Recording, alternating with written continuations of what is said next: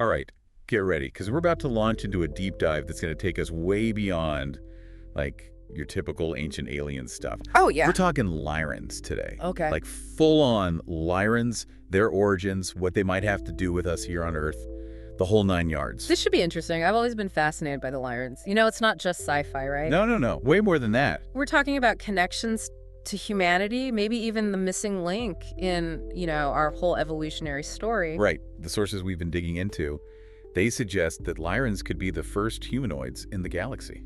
It's wild. And their DNA, it might be a part of us. Like, we could be carrying a piece of them right now. Whoa. Okay, so hold on. So we're not talking about, like, little green men here? No, no. We're talking about beings that maybe shaped humanity as we know it. Potentially. All right, I'm in. Let's do this. But let's back up a bit. If they're so ancient, so influential, where'd they come from? Okay, so the sources point to a planet called Avion. Avion. Yeah, sometimes it's called Egoria, too. Imagine Earth, but with a purple sky.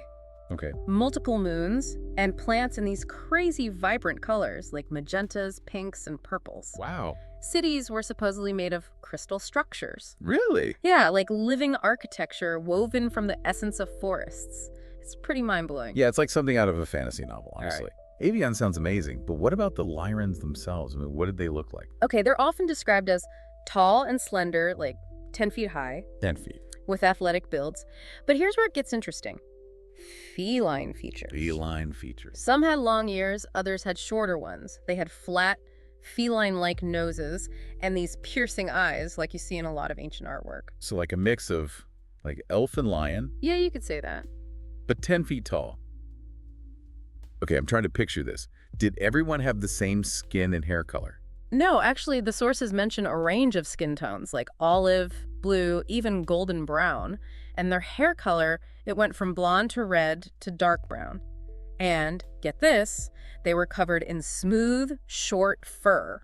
Wait, fur. Yeah. Okay, now I'm really trying to picture this. It's a unique image. Fur, feline features, and living for thousands of years, right? Mm-hmm. That's what the sources say. That's what they say. It makes you wonder if our, like, obsession with cats here on Earth, it's somehow tied to this, like, ancient Lyran energy. It's an interesting connection to think about, isn't it? Yeah.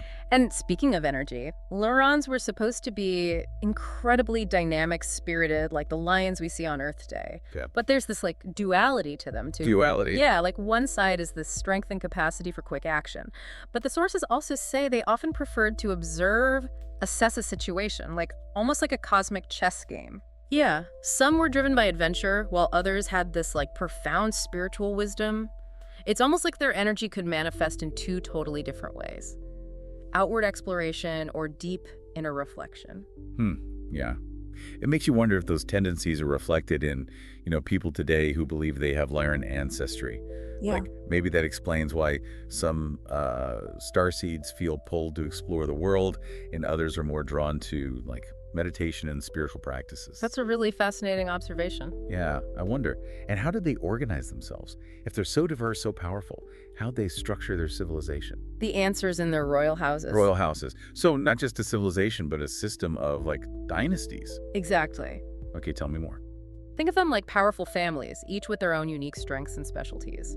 Like the House of Arachon, led by King Zarian, was known for bold expansion, strategic thinking. Ah, so the conquerors, the empire builders. Yeah, they established a lot of Lyran colonies across the galaxy. Wow. So a real go-getter energy there. Yeah. Were all the houses so focused on outward expansion? No, not at all. The House of Valoris, ruled by Queen Seraphel, they were known for their mystical side, their spiritual depth. Ah, so the more contemplative, introspective side of Lyran society. Exactly. They were all about exploring consciousness, energy technologies, even communicating with beings from other dimensions. Whoa, hold on. Interdimensional communication. That's Yeah. taking spirituality to a whole other level. Did these different houses, did they get along? Like any family, there were times of harmony and times of conflict. Right, makes sense. And the Lyrans faced a major challenge, the Orion Wars. Imagine a conflict spanning millennia against the Draconian Empire. The Draconian Empire. Okay, we're talking reptilians now, right? Yep. So, feline humanoids, interdimensional communication, a reptilian empire. Yeah. This is a lot. I'm hooked. Yeah. But I'm guessing these Orion Wars, they had a huge impact. Oh, absolutely. They were devastating. One of the most captivating stories is about Prince Ilarion of the House Rakteth, known for his diplomacy, his peaceful nature. Okay. With the Lyran forces stretched thin, he sought an alliance with the Andromedan galaxy.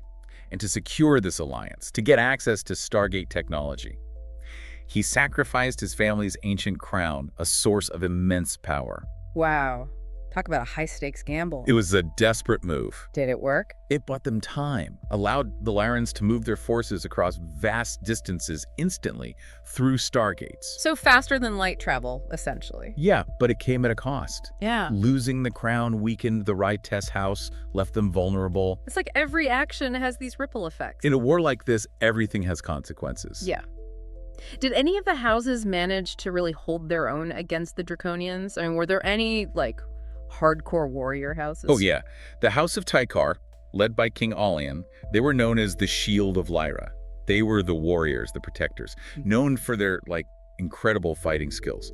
They defended Lyran colonies against relentless Draconian attacks. So a mix of brains, brawn, spiritual power. It sounds like the Lyrans were a force to be reckoned with, even against an enemy like the Draconians. They were incredibly resilient, resourceful. What about technology? Did any of the houses excel in that area? Absolutely. The House of Zalaris, led by Queen Amara, was responsible for some truly groundbreaking advancements. Like what?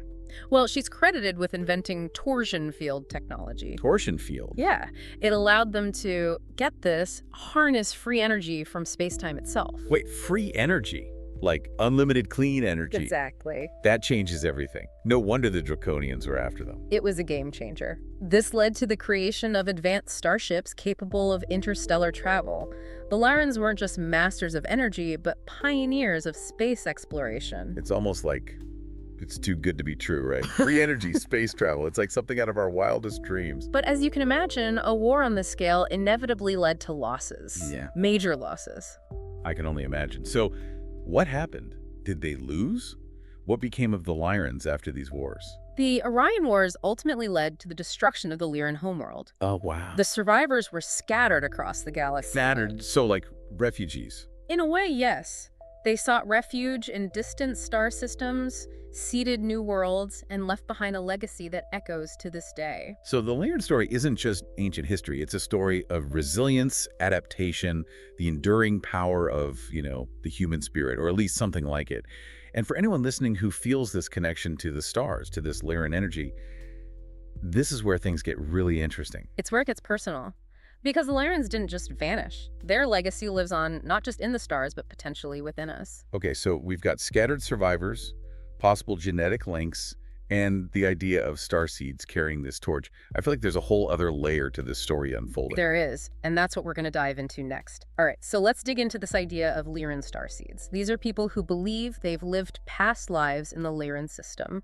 Past lives, as in they were Lyrans in a previous life. Exactly, and they feel this deep connection to Lyran values, almost like a soul memory. Okay, so we're talking about people who feel drawn to the stars, who resonate with this idea of an extraterrestrial origin. Right, exactly. It's this feeling of knowing, a sense of belonging that goes beyond, just being here on Earth. A lot of Lyran starseeds, they talk about feeling this strong connection to felines, too. Like cats. Yeah, cats. Maybe it's echoing those ancient Lyran features we talked about. So like that unexplained love for cats, or those weird dreams about stars, or just those moments where you feel like you don't quite belong here. Could that be like the Lyran energy calling out? Possibly, yeah. And the sources we've been looking at, they suggest this connection might be even deeper than just feelings. Remember those Lyran royal houses? Yeah, the different dynasties. Right. Each house had its own unique focus, and starseeds often feel drawn to one house more than the others. It's almost like different personality types, like different soul blueprints that reflect those ancient Lyran lineages. Can you give me some examples? Like what kind of traits are associated with each house? Sure. So those who resonate with the House of Arakan, they might be natural leaders, strategists, pioneers, drawn to exploration, expansion, making a mark on the world. So the trailblazers of the Starseed community. Yeah, you could say that. Then you have those who identify with the House of Valoris. They're often deeply spiritual, intuitive, drawn to esoteric knowledge. healers, energy workers, or just people who feel a strong connection to the unseen realms. So the mystics and wisdom keepers. Exactly. And then there are those who feel a connection to the House of Tykar. They might have a strong sense of justice, courage, a willingness to protect others, drawn to martial arts, activism, any field where they can stand up for what they believe in. The warriors of light, so to speak. Yeah, a fitting description. And then we have those who align with the House of Zolaris. They tend to be intellectually curious, innovative, drawn to science and technology, inventors, problem solvers, pushing the boundaries of what's possible. So like the tech wizards and visionaries of the Starseed world. Yeah, that's a good way to put it, but it's important to remember that these are just broad archetypes. Each starseed is unique, carrying a blend of Lyran energies and experiences from other lifetimes. It's like a cosmic cocktail, this unique blend of star stuff that makes each individual special. But let's go back to the Lyrans for a minute. If their homeworld was destroyed, where did they go? Did any of them actually make it to Earth? Well, the sources suggest that those Lyran refugees, they scattered across the galaxy. They established new colonies, influenced the development of other civilizations. Some people believe they even played a role in seeding life on Earth. Wait, seriously? Yeah, it might explain those weird genetic similarities between humans and certain animal species, particularly lions. Okay, that's a really interesting idea.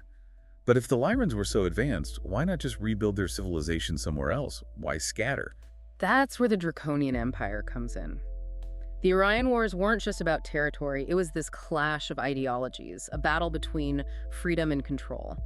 The Draconians, according to the sources, they were all about domination, suppressing individuality, free will, all of that. So the Lyrans, facing this relentless enemy, they chose to disperse, to preserve their knowledge and culture rather than risk total annihilation. Exactly. A strategic retreat, a way to safeguard their legacy, make sure that the flame of Lyran wisdom wouldn't be extinguished. It makes you think.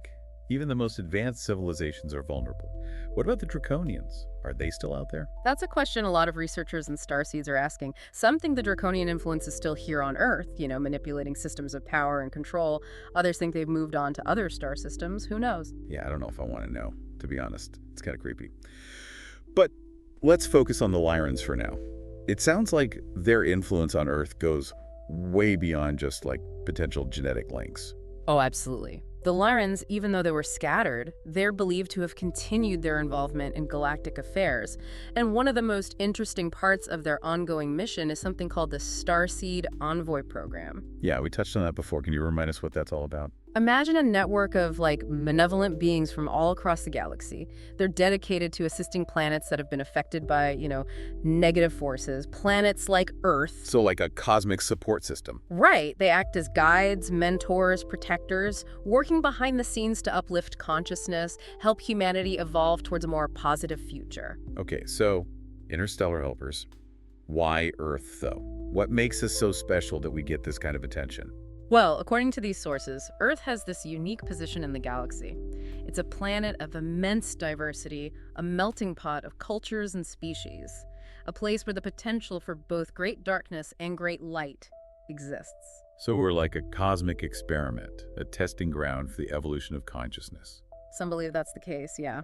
And the Lyrans, having experienced the devastation of war, the importance of free will, they're invested in helping Earth avoid a similar fate.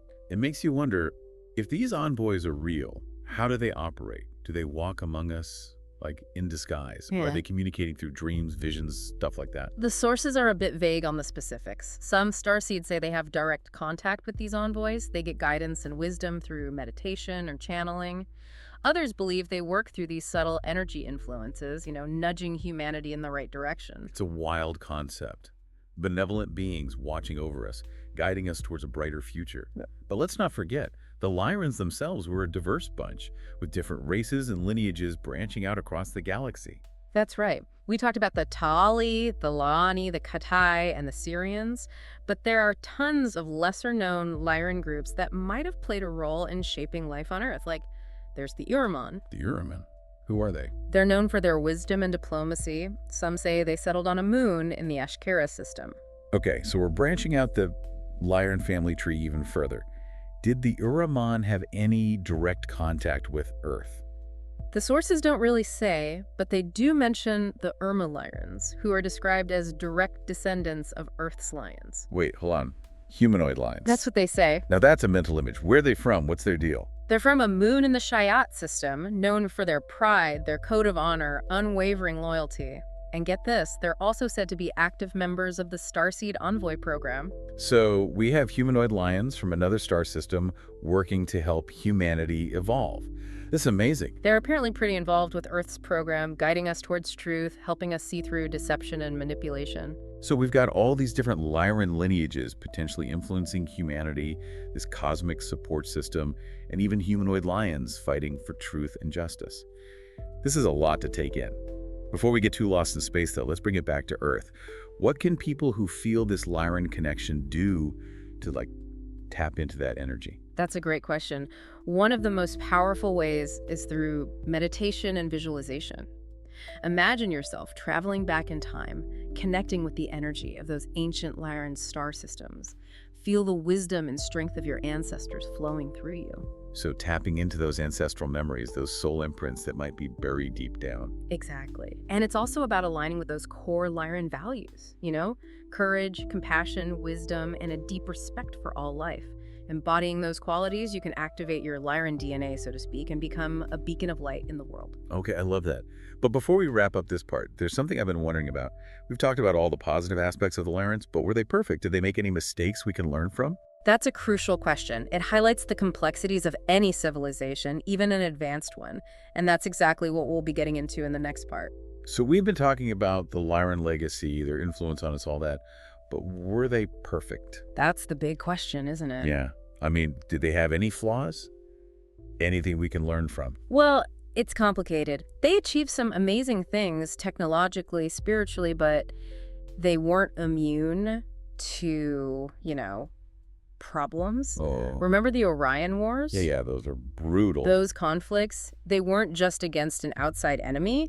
They exposed vulnerabilities within Lyran society itself. So you're saying even a civilization as advanced as the Lyrans had their own internal struggles? Exactly. Some sources suggest that certain Lyran factions became, too focused on technology. They lost sight of their spiritual connection, the importance of balance. Sounds familiar. It's like our own obsession with technology today, right? Yeah. Sometimes it feels like we're disconnecting from nature, from our own inner wisdom. That's a really good point. The Lyrans, or at least some of them, they might have fallen into a similar trap. Their pursuit of power, control over energy, even if it was for good reasons, it might have backfired. It's like that saying, the road to hell is paved with good intentions, Hmm. right? Makes you think. It does. It reminds us that even the best intentions can have unintended consequences. But hey, let's not just focus on the negative, right? The Lyrans, they also achieved incredible things. What can we learn from their successes? Their positive qualities? Yeah, good point. I mean, they were clearly onto something. What were some of their core values, the things they got right? Well, the Lyrans, they really valued harmony, balance, the interconnectedness of all things. They understood that true power doesn't come from dominating others, but from aligning with the natural flow of the universe. Like that idea of living in harmony with nature, respecting all beings, recognizing we're all part of this greater whole. Exactly. A lot of spiritual traditions here on Earth echo those same ideas. And it's not just about concepts. The Lyrans, especially those from the House of Valoris, remember them. Yeah, the spiritual ones. They developed energy technologies that worked with nature, not against it. Imagine a society where technology actually enhances our connection to the planet, where energy flows freely and abundantly without harming the environment. That's what we need, especially now with climate change and everything. Maybe the Lyran legacy can help us find a better way forward. I think it can. But they also face huge challenges. The Orion Wars, for example. What can we learn from those experiences? Yeah, they couldn't escape conflict, even with all their advancements. What does that tell us? Well, it's a reminder that conflict, it's often part of the evolutionary process. It can be a catalyst for growth, transformation. Okay. But it's how we engage in conflict, the lessons we learn from it, that really matters. So it's not about avoiding conflict altogether. Not necessarily. It's about approaching it with wisdom, compassion, and a willingness to learn from our mistakes. And, when the Lyrans were scattered, they demonstrated something else. What's that? The power of adaptation and resilience. Yeah. Even when they lost so much, they found ways to preserve their culture, their knowledge, their spirit. They didn't give up. It's an important message for us today, with all the uncertainty we're facing. Absolutely. The Lyran story reminds us that even in the darkest times, there's always hope. Always the potential for renewal and transformation. I like that. So what's the biggest takeaway here? What's the most important lesson we can learn from the Lyrans? You know, it's not about trying to be exactly like them. It's not about replicating their civilization or achieving some, like, utopian ideal. It's about recognizing the spark of that Lyran wisdom within us, that desire for harmony, balance, connection. It's not about looking to the stars for answers, but finding them within ourselves. Exactly. The Lyran story, it's a reminder that we are not alone. We're part of something much bigger.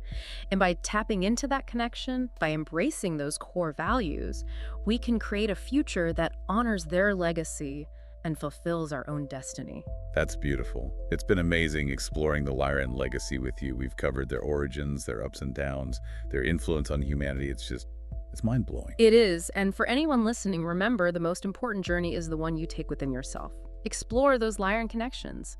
Tap into that ancient wisdom. Let it guide you on your own path. Thank you for joining us. Until next time, keep looking up at the stars, and don't forget to look within.